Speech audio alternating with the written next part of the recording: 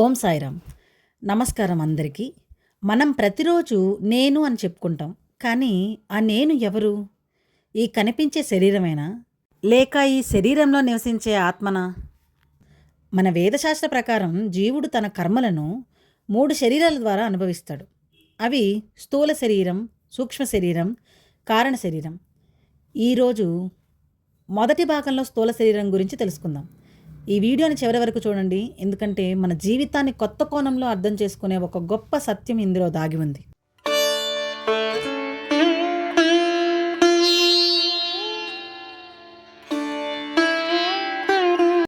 మనకు కంటికి కనిపించే ఈ భౌతిక దేహాన్నే స్థూల శరీరం అంటారు. ఈ శరీరం పృథ్వీ, జలం, అగ్ని, వాయువు, ఆకాశం అనే పంచభూతాలతో ఏర్పడింది. ఒకసారి ఆలోచించండి, మనం చిన్నప్పుడు ఉన్న శరీరం ఇప్పుడు లేదు.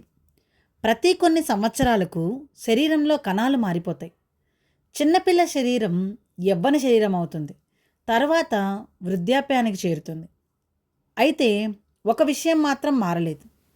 చిన్నప్పుడు నేను అన్న భావమే, ఇప్పుడు కూడా నేను అనే భావమే ఉంది. అంటే మారేది శరీరం, మారనిది ఆత్మ. ఈ స్థూల శరీరం మనం గత జన్మల్లో చేసిన పాపపుణ్యాల ప్రకారం లభిస్తుంది. తల్లి గర్భంలోనే మన కర్మలకు తగినట్లుగా ఈ దేహం ఏర్పడుతుంది. ఈ శరీరం శాశ్వతం కాదు. అందుకే ఆదిశంకరాచార్యులు స్థూల శరీరానికి 6 వికారాలు చెప్పారు. మొదటిది అస్థి, గర్భంలో ఏర్పడడం. రెండవది జాయతే, జన్మించడం. మూడవది వర్ధతే, పెరగడం. నాలుగవది విపరిణమతే, మార్పు చెందడం. ఐదవది అపక్షీయతే, వృద్ధాప్యంతో శక్తి తగ్గిపోవడం. ఆరవది వినశ్యతి, మరణించడం. ఈ 6 మార్పులు ప్రతి మనిషికి తప్పనిసరి. ఎంత ధనవంతుడైనా, ఎంత శక్తివంతుడైనా, ఎంత అందంగా ఉన్నా ఈ శరీరం ఒకరోజు పంచభూతాల్లో కలిసిపోతుంది. అందుకే భగవద్గీతలో శ్రీకృష్ణుడు చెప్పిన భావం ఏమిటంటే, పాత బట్టలు వదిలి కొత్త బట్టలు వేసుకున్నట్లే ఆత్మ పాత శరీరాన్ని వదిలి కొత్త శరీరాన్ని ధరిస్తుంది.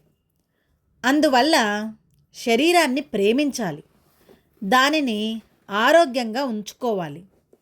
కానీ నేనే ఈ శరీరం అనే మోహంలో పడకూడదు. శరీరం ఒక సాధనం మాత్రమే.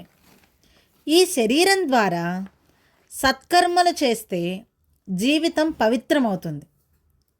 అందుకే సాయిబాబా కూడా సేవ, దానం, దయ, నామస్మరణ వంటి సత్కర్మలను ఆచరించమని బోధించారు. మన శరీరం ఉన్నంత కాలం దానిని భగవంతుని సేవకు ఉపయోగించగలిగితే అదే నిజమైన జీవితం. సాయి భక్తులారా, ఈరోజు మనం స్థూల శరీరం గురించి తెలుసుకున్నాం. తదుపరి భాగంలో మన ఆలోచనలు, మనస్సు, ఇంద్రియాలు ఎలా పనిచేస్తాయో తెలిపే సూక్ష్మ శరీరం గురించి తెలుసుకుందాం.